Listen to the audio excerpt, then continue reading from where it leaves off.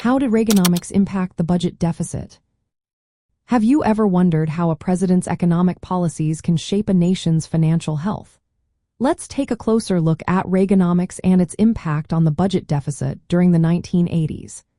Reaganomics, the economic strategy of President Ronald Reagan, aimed to stimulate growth through tax cuts, deregulation, and increased defense spending. This approach was rooted in supply-side economics, which suggests that lowering taxes can lead to increased investment and economic activity. Initially, Reagan's significant tax cuts reduced federal revenue growth. The idea was that by keeping more money in the hands of individuals and businesses, they would invest and spend more, thus boosting the economy. And indeed, by the mid-1980s, the economy began to expand, leading to a rise in tax revenues by the end of Reagan's presidency. However, this increase in revenue was not enough to counterbalance the growing budget deficit. A major factor in this deficit was the rise in federal spending, particularly on defense. Reagan advocated for a substantial military buildup, which significantly increased defense expenditures.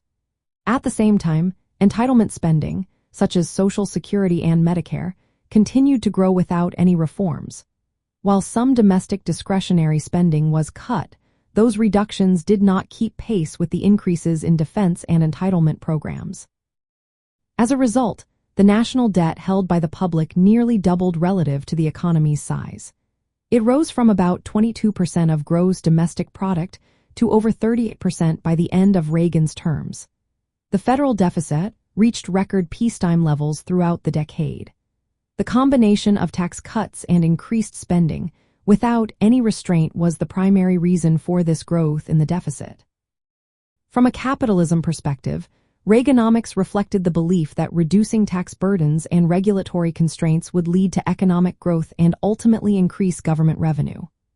The policy did promote a strong economic expansion, reduced inflation, and encouraged investment.